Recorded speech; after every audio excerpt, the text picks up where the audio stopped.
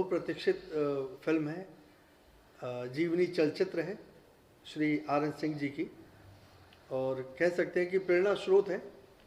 और उन्होंने शिक्षा दी है कि हम जो उत्तर प्रदेश की धरती से, उत्तर भारत की धरती से मुंबई आते हैं, अपनी कर्मभूमि चुनते हैं, तो उन्होंने दूसरी माँ की संज्ञा दी है मुंबई को, महाराष्ट्र को। तो हमारी सोच क्या होती है जब हम अपने गांव से चलते हैं और मुंबई की धरती पर कदम रखते हैं, हमारी विचारधारा क्या होती है, हम किस सदपथ पे चलते हैं, और कैसे मुंबई नगरी को, माया नगरी को, महाराष्ट्र की नगरी को हम लाभान्वित करते हैं अपने सदकर्मों से। तो यही हमने दर्शाया है, और आगे ईश्वर की इच्छा। मैडम, आप कुछ बताना चाहती हैं कि जिस तरह से आप चाहती थी कि जिस तरह से फिल्म बने या जिस तरह से उसका आउटपुट हो, क्या उसी दिशा में फिल्म बढ़ रही है? जी जी, एकदम। मेरे पापा की जो रियल स्टोरी थी उसको धीरज भैया ने, देव भैया और सारे लोगों ने बखूबी उसी तरह से फिल्माया है। काफ़ी भावुक पल होगा आपके लिए ये, क्योंकि आपके पिताश्री अभी दुनिया में नहीं है, सबके बीच नहीं है शरीर से, लेकिन अपने विचारों से उसे जी, भावुक पल तो है ही है। ये श्रद्धांजलि देनी थी मुझे। आज टीजर लॉन्च हो रहा है, और जिस दिन मतलब फिल्म दर्शकों तक आएगी, वो मैं बोल नहीं पा रही हूँ, सॉरी, भावुक हो गई हूँ मैं। इमोशनल हो गई जी, आप बोलते। डायरेक्टर साहब, फिल्म के बारे में आपने आज तो टीजर छोड़ा है, इससे पहले जो इसके पोस्टर्स थे या जो मोशन पोस्टर आया, बेसिकली मैं कोट करके कहना चाहता हूँ, काफ़ी लोगों को पसंद आया था। क्या उसी तरह से, या सही कहूँ तो उससे ज़्यादा उम्मीदें टीजर से हैं? सौभाग्यशाली हूँ मैं कि भोजपुरी फिल्म जगत के इतिहास में पहली बार इतने बड़े पैमाने पर लोगों ने एक मोशन पोस्टर को शेयर किया, सबने प्यार दिया, चाहे वो डायरेक्टर हो, प्रोड्यूसर हो, हमारी फिल्म से जुड़ा हो, न जुड़ा हो, रवि भैया सुपरस्टार हमारे सांसद हो, सबने मुक्त हस्त हो करके खुले दिल से उसे शेयर किया। और लोगों ने कहना शुरू किया कि यहाँ से बदलाव का दौर शुरू हो रहा है, एक अलग मेकिंग है। और ये पहली बायोपिक है, जैसा कि आपने सवाल पूछा, दीदी बोल नहीं पा रही हैं, पिताजी हैं, जन्मदाता हैं उनके, और उन्होंने उनकी वो जर्नी देखी है कि मुंबई में 108 रुपए की नौकरी से जिन्होंने अपना सफ़र शुरू किया और आज 60,000 कर्मचारी को वो रोज़गार दे रहे हैं। तो वो जिस तरीके से रोज़गार दे करके जीवन को उन्नत बनाने का उन्होंने प्रयास किया, ये एक बड़ी मोटिवेशनल स्टोरी है, एक बहुत अच्छी प्रेरणादायक कहानी है जिससे लोग शिक्षा ले सकते हैं, हमारी आने वाली पीढ़ी शिक्षा ले सकते हैं कि हमारे पास संसाधनों के अभाव में जो हम बहाने बनाते हैं कि हमारे पास ये होता तो हम ये कर लेते, हमारे पास वो होता, ये सुविधाएं होती, तो सुविधाओं की विपन्नता के बावजूद उन्होंने अपना एक साम्राज्य खड़ा किया और उन सारे लोगों को अपने साथ खड़ा किया जो वंचित थे, पिछड़े थे, जिनको रोज़गार नहीं मिलता था, मुंबई आकर के वो दिशाहीन भटकते थे, उनको उन्होंने एक दिशा दी, एक मार्ग दिया। तो चूँकि बहुत दीदी भावुक हो जाती हैं, तो कह सकते हैं कि आंसुओं से हमने लिखा है उनकी कहानी को। और उनके बारे में जैसे एक 4 पंक्तियाँ मैंने लिखी थी कि आसमां को बना ले जो छत अपना, धरती जिसका बिछौना हो जाए, असाध्य क्या फिर उस शख्स के लिए, वो छू दे मिट्टी तो सोना हो जाए। सिंह साहब वो एक देवतुल्य इंसान थे जिनको ईश्वर ने अवतरित किया था कि जाइए इन सारे पीड़ित वंचितों को लाभान्वित कीजिए, इनको दिशा दीजिए, इनको रोज़गार दीजिए, इनके जीवन को उन्नत बनाइए। तो मेरी नज़र में तो महापुरुष हैं, और मैं बड़ा सौभाग्यशाली हूँ कि दीदी ने, हमारे उदय भैया ने मुझे मेरा चयन किया इस कहानी को लिखने में, निर्देशन देने में उन्होंने मुझे उस योग्य समझा। मैं सौभाग्यशाली हूँ, और सिंह साहब दी राइजिंग यहाँ से राइज होना शुरू होगा। जी मैडम, आप जब फिल्म को, आपने पूरी फिल्म देखी होगी या टीजर देखे होंगे, उसके जो पार्ट्स होंगे, रशेस देखे होंगे, क्या चीज़ है जो सबसे ज़्यादा आपको उसमें पसंद आई, या कौन सी ऐसी चीज़ है कहानी का, कौन सा हिस्सा है जिसने आपको सबसे ज़्यादा छुआ? कहानी का एक हिस्सा तो नहीं, पूरी फिल्म ही मेरे पिताजी पे बनी है, तो वो पूरी फिल्म का एक एक सीन जो है मैंने ज़िंदगी को फिर से जिया है। ऐसा लगता है कि मैं रिवर्स में चली गई थी। मेरा बचपन जो मैंने अपने मम्मी पापा का संघर्ष, वो सारी चीज़ें इस फिल्म के थ्रू मैंने फिर से जिया है। अच्छा, हम सब ने मतलब मैं तो उन लकी लोगों में से हूँ जिनमें से जो आनंद सिंह साहब को मिल पाए, जिन्होंने कभी बातें की या इंटरव्यूज में मिले।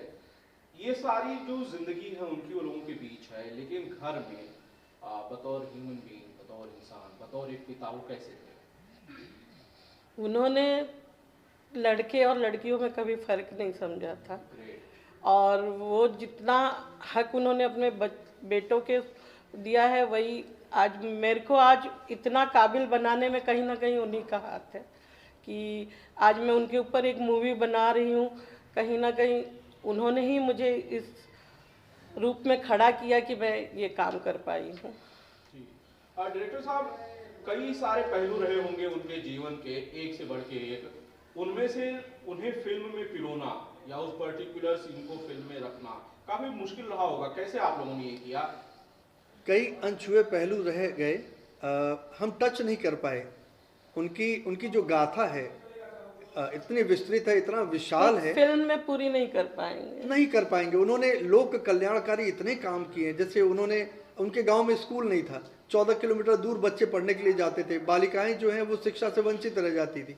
उन्होंने स्कूल खोला, और वो स्कूल इतना भव्य स्कूल है कि आप गोरखपुर की धरती पर कदम रखिए और कहिए राम सखी राम निवास शिक्षण संकुल, बच्चा बच्चा जानता है। तो एक शिक्षा का जो एक दान था, वो बहुत उन्होंने समाज को उन्नत बनाने का योगदान दिया। अब डायलिसिस से कोई किसी की मृत्यु ना हो, कोई वंचित ना रहे उपचार से, उन्होंने 1 रुपए में डायलिसिस करवा सकते हैं, वो हॉस्पिटल खोला। शमशान घाट बना दिए कि वहाँ पर कम से कम जीते जी तो इंसान कष्ट पा ही रहे, मरते समय तो सुकून से जाए। विधवा पेंशन से लेकर के एम्बुलेंस सर्विस, क्या कुछ नहीं किया। मतलब हम उसको पिरोना शुरू करें तो कम से कम 10-12 घंटे की फिल्म बनेगी। हम लोगों ने बस उसे छुआ है, और कई ऐसे पहलू तो छूट गए जिसको भोजपुरी सिनेमा में बायोपिक्स अमूमन बनती नहीं है, और अगर कभी बनी भी होगी, उदय जी शायद इसमें बेहतर बता सकते हैं, मुझे नहीं पता कि कोई बायोपिक बनी है इस तरह से किसी ऐसी शख्सियत के बारे में जिसे लोग जानते हैं, जो इतना मशहूर रहा हो। बायोपिक का जो चलन है, आपको क्या लगता है कि इस फिल्म के बाद भोजपुरी सिनेमा में शुरू हो सकता है या होना चाहिए? कम से कम बिल्कुल होना चाहिए। और जैसे हम लोग शिक्षा लेते हैं, किसी न किसी के जीवन से शिक्षा लेते हैं, तो ऐसी शिक्षाप्रद कहानी और जीवनी को अगर हम उठाते हैं, उठा करके हम जनमानस तक पहुंचाते हैं, दर्शकों तक पहुंचाते हैं, तो एक नया चलन ही शुरू होगा। और मैं तो बार बार कहता हूं कि मैं बड़ा सौभाग्यशाली हूं कि उस उद्गम का मैं एक छोटा सा हिस्सा बन पाया, कि हाँ कुछ शुरुआत हुई है और धीरज पंडित है वहाँ। धीरज पंडित जी, फिल्म आपने आज तो टीजर छोड़ा है, ट्रेलर कब आएगा? और फिल्म जो है पूरी की पूरी फिल्म सिंह साहब द राइजिंग कब आएगी थिएटर्स में? हम मार्च एंड के पहले इसे हम रिलीज़ कर रहे हैं, और ट्रेलर भी कुछ 8-10 दिन के अंदर हम ट्रेलर भी लॉन्च करेंगे। फिर हम पोस्टर भी लॉन्च कर रहे हैं, और बहुत शांति से, बहुत धैर्य के साथ, धीरे धीरे, कोई जल्दबाजी नहीं है। लेकिन हाँ, हम चाहते हैं कि सिंह साहब जब आएँ तो वो ध्रुव तारे की तरह हज़ारों फिल्मों के बीच में अलग दिखें, और बस उसी की तैयारी है। और हम सब ने इसमें, जैसे मैंने लिखा है या मैंने निर्देशन किया है या किसी ने अभिनय किया है, घर के बच्चों ने भी साथ में अपनी संलिप्तता जताई है, उन्होंने भी अभिनय किया है। और इतना भावुक हो गए थे सब, इतना भावुक पल था कि हम लोग रुक गए कि नहीं, अब इससे ज़्यादा हम शूट नहीं कर पाएंगे। सिंह साहब के अंतिम दिनों का कुछ दृश्य हम लोग शूट कर रहे थे, और हम सब रो पड़े, चाहे मैं बतौर निर्देशक रो पड़ा, अभिनय करने वाले बच्चे रो पड़े, और सब ने फिर सरेंडर किया कि नहीं, अब इसके बाद हम शूट नहीं कर पाएंगे। तो ये हमने बनाई नहीं है, सिंह साहब ने स्वयं, मुझे वो फील भी हुआ कि वो हैं इर्द गिर्द, वो चाह रहे हैं कि चीज़ें हों, और स्वतः होती चली गई। कोई विघ्न नहीं, कोई व्यवधान नहीं, कोई कंट्रोवर्सी नहीं, और हंसते मुस्कुराते हम लोगों ने शूट किया। मैं ये जानना चाहता हूँ कि सिंह साहब का जो कैरेक्टर है, आनंद सिंह साहब का, जब स्वर्गीय आनंद सिंह साहब का जो कैरेक्टर चुनना था, तो देव सिंह का चुनाव कैसे हुआ? क्योंकि काफी नोटेड आर्टिस्ट हैं भोजपुरी सिनेमा में, अगर आपको फिल्म बायोपिक बनानी थी भोजपुरी में, पवन सिंह से लेकर दिनेश लाल यादव, निरहुआ केसारी लाल तक थे, देव सिंह ही क्यों? जी दीदी, आप बताइए। दीदी पहले बोलेंगी। आप बताइए, आप क्यों लगा कि भाई ये फिल्म में जो आपके पिताजी का किरदार है स्वर्गीय आर्यन सिंह साहब का, वो देव सिंह बढ़िया निभा सकते हैं या लाजवाब निभा सकते हैं? एक्टर तो काफ़ी अच्छे हैं भोजपुरी में, और देव भैया भी काफ़ी अच्छे हैं। हम चाहते थे कि अपनी फिल्म को टाइम पे पूरी कर सके, जो कि बड़े स्टार जो हैं वो काफ़ी बिजी थे। इस वजह से हमने अपनी फिल्म को एक शेड्यूल रखा था जिसमें पूरा करना था, इसलिए हमने देव भैया को लिया और उन्होंने अपना पूरा वक्त हमको दिया, इस वजह से हमने उनको चुना। एक कारण ये था, और दूसरा एक कारण ये भी था कि सिंह साहब लंबे कद के थे, और हमें बिल्कुल, चूंकि हम बायोपिक बना रहे थे तो लुक अलाइक, हु बहू समथिंग हम लोग कुछ खोजते हैं कि उनके जैसा। और पहली बार जब देव को गेटअप लेकर के हमने भरौली गांव में उतारा तो वहाँ के बूढ़े बुजुर्ग सब बोल पड़े कि लगता है कि साक्षात सिंह साहब चल के आ रहे हैं। नहीं, बाबू राम निवासी हैं। हाँ। बाबू राम निवासी हैं, लोगों ने, बुजुर्गों ने वहाँ के बोला। तो यहाँ किसी ने कास्टिंग नहीं की है, सिंह साहब बैठे थे, वो हम लोगों का मार्गदर्शन कर रहे थे, वही हो रहा था जो सही था हमारे लिए। तो देव का चयन, चूंकि एक्टर बहुत अच्छा है और बिल्कुल उनके जैसे, सिंह साहब के जैसे वो दिखते भी हैं, और उन्होंने अपना 100% दिया मूवी में। बहुत मेहनत की, बिल्कुल उसी ट्रांस में वो जीते रहे, और करीब 24-25 दिन का हमारा शेड्यूल था। उस दौरान उन्होंने परिवार से भी बात नहीं की और खोए रहे उस किरदार में। तो हमारा चयन सही था, हमारा निर्णय सही था। कई पहलू हैं जो लोगों के बीच हैं और कई पहलू हैं जो लोगों के बीच नहीं है। फिल्म कैसे डिवाइड होगी? वो कौन कौन से पहलू होंगे जो अनछुए रह गए, उन्हें फिल्म में आप दिखाएंगे, या जो लोग पहले से जानते हैं वही फिल्म में होगा?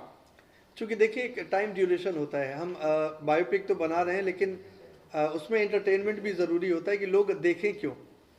तो हमने बहुत, मतलब समझिए 40% ही हम दिखा पा रहे हैं उस 2.5 घंटे के अंदर में। मैंने कहा ना कि जैसे उनकी गाथा बहुत बड़ी है, लोक कल्याणकारी इतने कार्य किए हैं कि अगर पूरे कार्य को हम लोग एक माला में, एक फिल्म में पिरोते तो ये 8 घंटे की फिल्म बनती तो भी पूरी नहीं हो पाती। पार्ट 2 बना लीजिए, इसमें कौन सी बड़ी बात है? बन जाएगी पार्ट 2। सिंह साहब इन लंदन, हमारी तैयारी है, हो सकता है कि पार्ट 2 हम लोग करें। ठीक है, ये सारे सवाल खैर आने वाले भविष्य पर बहुत कुछ डिपेंड करते हैं। कुछ कहना चाहती हैं मैडम आप? आपने इस फिल्म का टीजर देखा, जो लोग आपको देख रहे हैं, जो सुन रहे हैं, जो उन्हें फॉलो करते थे, जो उन्हें मानते थे, उन्हें कुछ कहना चाहती हैं आप जाने से पहले? बस हमने अपनी कोशिश पूरी की है। एक एक लोगों ने, धीरज भैया हैं, देव भैया, सुशील भैया, अंजना जी, उदय भैया, बस हम आप लोगों से, जो दर्शक है, उनसे गुजारिश करेंगे कि हमारी मेहनत को सफल बनाने का काम अब आप लोगों का है। तो बस इसी उम्मीद के साथ कि सिंह साहब द राइजिंग आप लोगों को सबको बहुत पसंद आएगी, इसके साथ धन्यवाद। ठीक है, मेरा हो गया, आप लोगों को पूछना है? ठीक है, ठीक है, थैंक यू डायरेक्टर साहब, थैंक यू। नहीं शुरू से करते, फिर से ये वाला डिलीट कर देते पोस्ट। चलिए रोलिंग जी। रिंकू जी कैसी है आप? पूजा जी मैं बहुत अच्छी हूँ, और इस चैनल के माध्यम से जितने भी दर्शक मुझे इस वक्त देख रहे हैं सभी को सादर प्रणाम करती हूँ। जी, आपकी फिल्म का टीजर आज रिलीज किया गया है, आपने देखा, आपको कैसा लगा, क्या कहना चाहेंगे?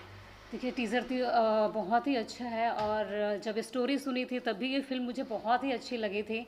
बाकायदा आज देख के भी बहुत ही अच्छा लगा मुझे, और इवन सब लोग इमोशनल भी हो गए, क्योंकि फिल्म वाकई में बहुत अच्छी बनी है। और ये कोई लिखी मनगढ़ी कहानी नहीं है, एक सत्य चीज़ है जो किसी पे बीती हुई है, वो दिखाया गया है इसमें।